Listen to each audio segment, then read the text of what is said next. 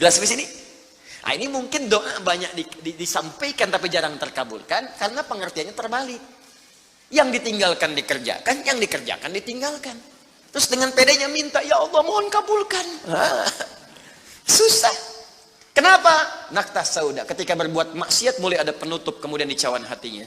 Mulai yang ringan dulu begini. Sehingga saat cahaya akan masuk tidak tembus. Sedikit-sedikit. Allahu Akbar, Allahu Akbar.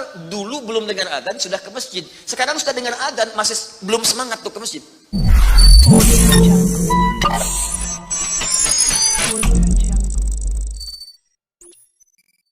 Apa ciri orang yang akan cepat kemudian dirahmati oleh Allah? Dengan menjadikan 4 contoh. Nabi, Siddiqin, Syuhada, satu lagi, Salihin, orang yang mengumpulkan amal soleh. Ingat, semua Bapak Ibu sekalian, ingat kalimat ini. Bonus yang Allah berikan kepada orang yang menjadikan 4 ini sebagai model dalam kehidupan, bonus cepatnya, maka amalan yang ia kerjakan akan mempermudah doa dia dikabulkan. Nabi banyak dikisahkan dalam Al-Quran. Mulai dari kehidupan Nabi Adam. Ya, bagaimana memulai hidup di tempat baru. Kalau diturunkan tuh indah Pak Bu. Anda baru berumah tangga atau baru pindah komplek, pindah daerah. Bagaimana memulai hidup di tempat itu? Bukankah diturunkan kisah Nabi Adam dalam membina awal rumah tangga di situ? Ya, kemudian memanage keluarganya. Kalau ada perselisihan bagaimana diselesaikannya. Kalau ada kekurangan bagaimana melengkapinya.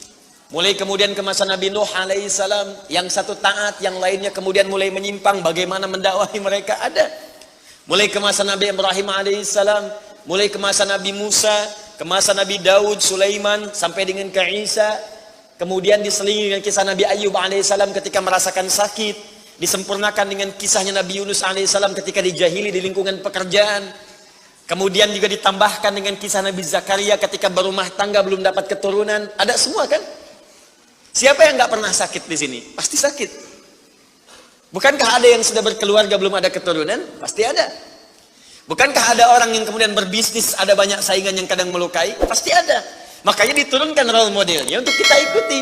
Dari mulai bacaan zikirnya, doa-doanya, cara menyikapinya, sampai juga diberikan oleh Allah jalan untuk menyelesaikannya. Ada. Dan yang paling indah, semua aktivitas nabi-nabi itu semuanya dikumpulkan oleh Allah, kepribadiannya, keteladanannya pada satu orang nabi saja, Nabi Muhammad sallallahu alaihi wasallam. Sedikit itu sederhana.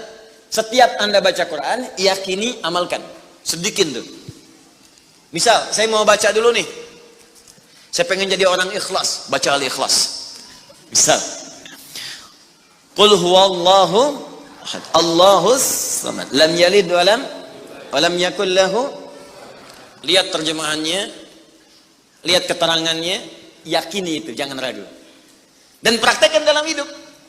Qul huwallahu ahad, katakan hanya Allah yang esa. Sudah, berarti jangan katakan yang lain lagi. Komit dengan tauhid itu. Komit dengan keislaman kita. Jaga betul dengan baik. Allahus samad, Allah tempat bergantung. Serahkan semua urusan kepada Allah.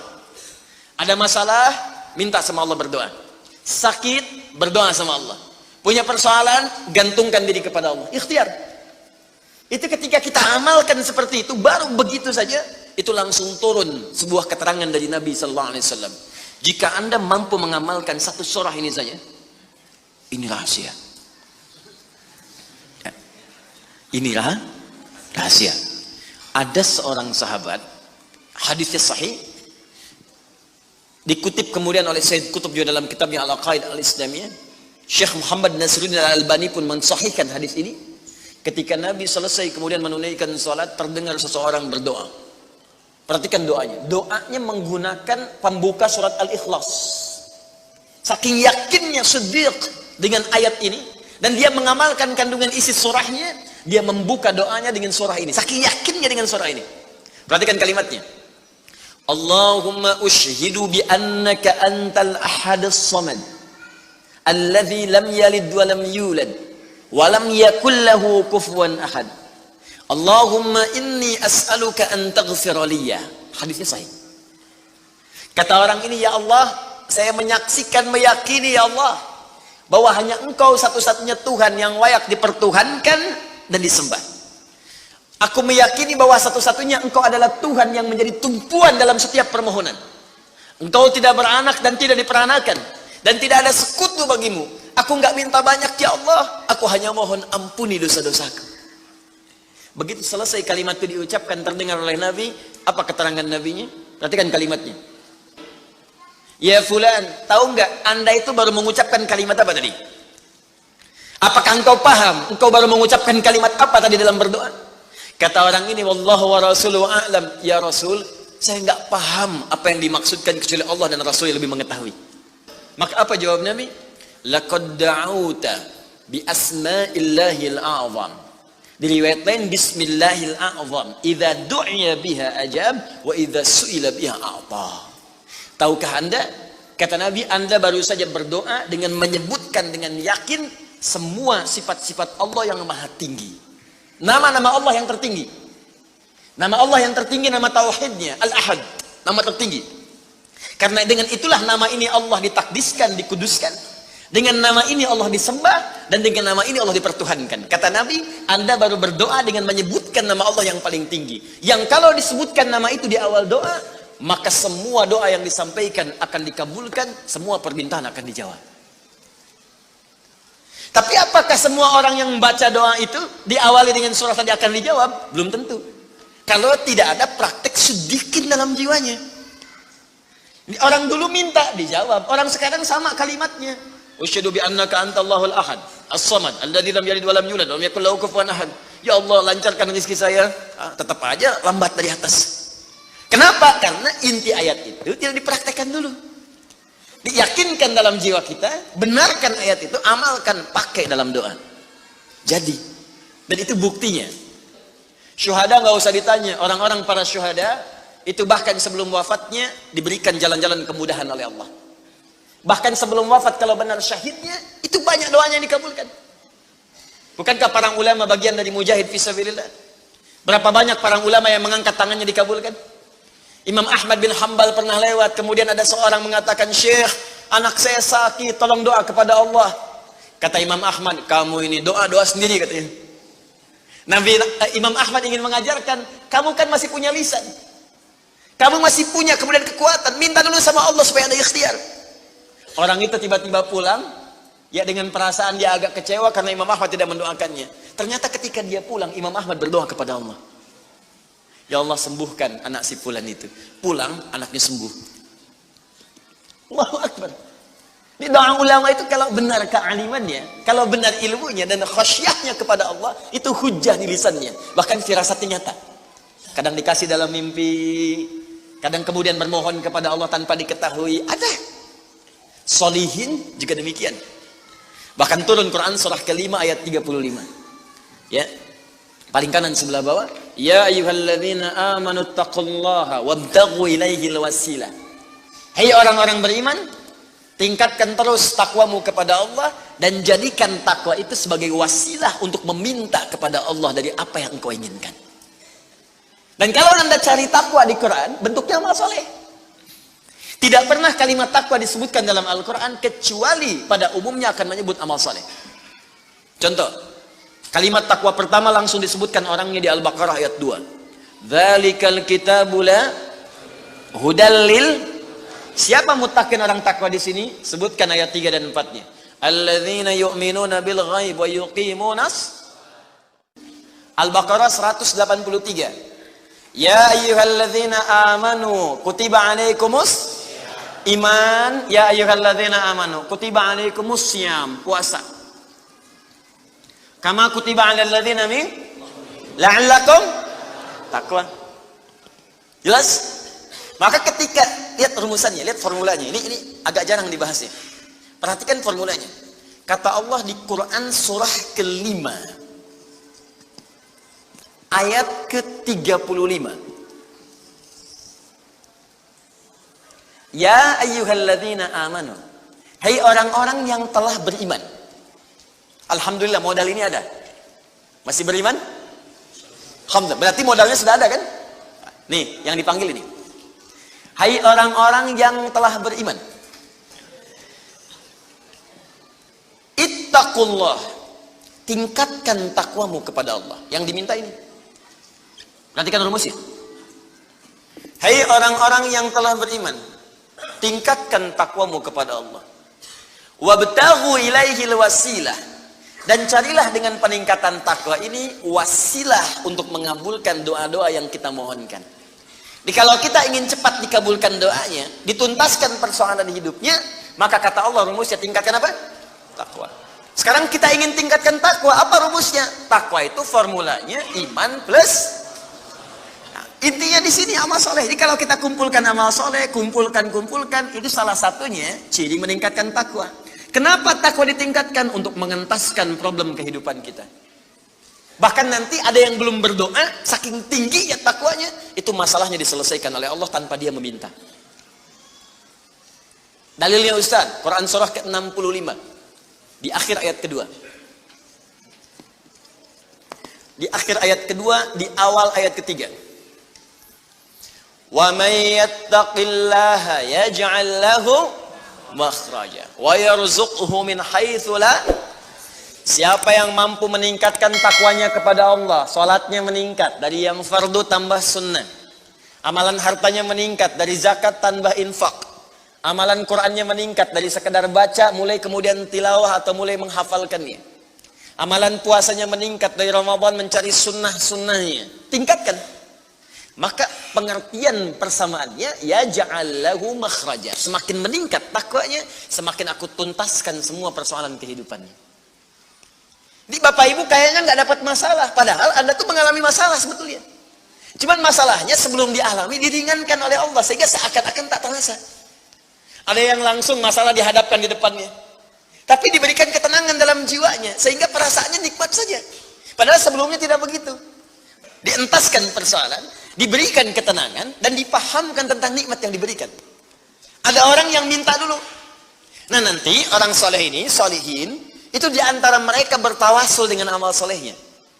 Ada yang sering bersolawat, tawasul dengan salawatnya. Ada yang sering infak, tawasul dengan infaknya. Pernah dengar kisah 3 orang yang sedang berjalan, kemudian tiba-tiba ada hujan, berlindung masuk ke sebuah gua. Begitu masuk di dalam gua itu, kisahnya sangat populer sekali, sampai ada di Sahih Al-Bukhari, sampai sekarang sering dikisahkan. 3 orang laki-laki sedang berjalan beraktivitas, tiba-tiba datang hujan deras, berlindung masuk ke dalam sebuah gua. Ketika duduk di gua itu, tanpa sadar batu dari atas menggelinding menutup ke dalam muka pintu gua itu. Push, rap. Saking padatnya tidak meninggalkan celah yang cukup untuk mereka keluar. Akhirnya setelah reda berusaha untuk mendorong. 3 orang nggak sanggup. 1 lemas, yang 2 dorong makin nggak sanggup.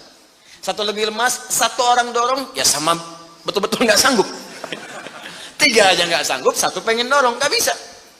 Akhirnya yang paham rumus ini dari 3 orang itu mulai berkata kepada teman yang 2, ini mustahil kita bisa kemudian tuntaskan kecuali kita bertawasul dengan amal soleh yang pernah kita kumpulkan dalam hidup. Jika kita sudah merasa tak mampu sebagai makhluk, maka ini tanda dari Allah untuk meminta kepada Khalik. Dan disinilah kita disadarkan oleh Allah pentingnya amal soleh. Maka kalau kita sudah merasa amal soleh kita bermanfaat, bahkan bisa dipakai dalam doa, nanti akan semakin semangat amal solehnya. Itu rumus Pak Bu. Di sekarang banyak orang itu tidak mengerti kenapa mesti beramal soleh. Karena itu ketika diminta beramal, malas. Maka 3 orang itu bermohon dengan amalannya. Yang satu mengatakan, ya Allah, saya punya seorang ibu yang saya baktikan hidup saya untuk melayani beliau. Saya bekerja pulang kemudian tidak pernah saya mengambil sesuatu sebelum ibu saya dulu. Apa yang saya lakukan sebelum tidur? Saya kemudian siapkan susu untuknya saat bangun, kemudian saya berikan terlebih dahulu. Saya tidak pernah menyentuh makanan sebelum ibu saya terlebih dahulu menyentuhnya. 1 kali saya datang, ya Allah, mendapati beliau sudah tertidur. Maka saya tidak berani menyentuh kemudian makanan itu. Dan saya punya kebiasaan ketika bangun saya siapkan air susu. Ya, saya bayangkan ibu memberikan ASI kepada saya, maka sekarang saatnya saya memberikan susu kepadanya. Kemudian saya tunggu di sampingnya, saya sampai ibu saya tertidur sampai bangun. Ketika dia bangun, saya tidak pernah terangkan kepadanya bahwa saya memegang nampan itu dari sejak malam sampai dia bangun. Kemudian saya tuangkan, saya minumkan kepada beliau, setelah beliau menyentuh baru saya makan. Kalau ini menjadi amal soleh yang pernah saya kerjakan, ya Allah, dan Engkau ridha dengannya, mohon bebaskan kami dari kungkungan batu ini. Yang tadinya tidak bergerak, begitu didorong bergeser. Mau keluar masih susah. Ya, ini pertanda dari Allah ingin mendengar semua amalan-amalannya supaya adil terdengar keseluruhannya. Kedua, ya Allah, saya pernah mimpin suatu perusahaan. Kalau bahasa kita sekarang, saya pernah punya bisnis, ya Allah. Kemudian ada karyawan saya, tiba kemudian pamit meninggalkan pekerjaan, tapi gajinya belum saya berikan. Lantas saya simpan gaji itu, dia tak kunjung datang. Kemudian saya berinisiatif, ya Allah, untuk menjadikan gajinya dia sebagai modal, karena khawatir kalau pulang nilainya sudah berkurang. Maka dibelikanlah oleh saya, ya Allah, kambing. Kemudian dikelola kambing itu. Sampai bertahun-tahun datang, kambingnya sudah penuh, ya Allah, dengan berbagai kandang. Ternak sudah banyak. Selapangan sudah kumpul. Begitu dia datang, saya berikan kepadanya semuanya itu, dia mengatakan, kamu bercanda ya? Gaji saya kan cuma 1 juta. Kenapa dibalikin tiba-tiba ada 1000 kambing? Orang ini mengatakan, kamu bercanda? Kata orang tadi, tidak, saya tidak bercanda. Tapi ini hak kamu yang saya kembalikan. Dikisahkan kisahnya. Saya belikan kambing, saya jaga dengan rawat dengan baik. Lantas dia mengambil semua kambing itu, ya Allah, tanpa memberikan kepadaku sedikit pun. Apa yang terjadi? Maka aku pun, ya Allah, menerima. Dengan berharap ridhomu saja, tanpa meminta imbalan sedikit pun darinya. Dia pergi meninggalkanku, aku mengharap ridho darimu. Maka aku bermohon kepadamu, ya Rabb, kalau dengan itu kemudian engkau ridho, maka bebaskan kami dari kungkungan batu ini. Didorong, geser lagi. Perhatikan bagian yang ketiga ini. Ini tidak mudah karena termasuk bagian dari dosa besar. Meninggalkan dosa besar mendatangkan anugerah yang berlimpah tanpa batas. Ya Allah, dulu aku seorang rentenir. Wah, banyak sekarang ini. Ya, yang benjol-benjol, yang catat-catat. Dulu aku seorang rentenir. Ya. Kemudian, ya Allah, aku pinjamkan kepada orang-orang untuk mengambil bunga yang berlipat dan lebih banyak. Tapi aku mencintai seorang putri dari pamanku. Setiap aku lamar, dia selalu menolak. Putrinya itu orang soleh, Pak, Bu, baik. Makanya di Quran jelas orang soleh nggak akan dipertemukan dengan yang kurang baik. Tapi jangan pesimis dulu. Caranya jadi orang baik dulu, nanti akan diarahkan pada yang baik. Datang sendiri nanti. Ya. Maka apa yang terjadi? Satu saat aku punya kesempatan karena pamannya ternyata butuh modal, aku pinjamkan. Lama dia kemudian tidak bayar-bayar sampai menggelinding hutangnya begitu banyak terkumpul. Datanglah kemudian anak gadisnya kepadaku untuk minta keringanan. Maka aku katakan kepadanya, malam ini pun hutang bapakmu aku akan lunasi seluruhnya tanpa kecuali kalau malam ini engkau mau bergaul denganku. Maka anak perempuan itu sedih, merasa terancam, tapi tak mampu berbuat banyak untuk bapaknya, dia pasrah kemudian mengiyakan. Di malam itulah sejak aku siap-siap untuk menggaulinya, tiba-tiba si gadis itu dengan fitrah lisannya mengatakan, nih kalau orang nggak pernah maksiat, ini kalimatnya itu tinggi sekali, besar, pengaruhnya banyak. Kata perempuan ini, ittaqillah, paman, bertakwalah kepada Allah. Satu kalimat di gadis itu menggetarkan pada jiwaku, melahirkan rasa takut yang sangat dalam. Aku lari meninggalkannya sambil mengatakan, sudah, bapakmu tak ada utang lagi padaku. Dan aku lari meninggalkannya. Ya Allah, kalau dengan perbuatan itu engkau ridha yang menjadikan aku bertobat sampai sekarang, maka mohon ya Allah bebaskan kami dari kungkungan batu ini. Begitu mau didorong, batunya sudah menggelinding jauh meninggalkan mulut gua itu. Kumpulan amal soleh yang digunakan wasilah untuk berdoa, terkadang akan cepat mampu mengabulkan apa yang kita mohonkan. Apalagi kalau yang dimintakan adalah pengalaman meninggalkan perbuatan maksiat yang besar. Kadang maksiat-maksiat itu jangan diikuti. Jauhi, tinggalkan. Nanti saat butuh, minta dengan amalan itu. Itu boleh, ayatnya ada. Yang nyuruh Allah berarti Allah yang menetapkan jalan. Salah satu formulanya mengerjakan itu supaya semangat beramal soleh. Amal soleh itu kan cuma 2. Kalau enggak if'al, wala taf'al. Do it, live it. Kerjakan, tinggalkan.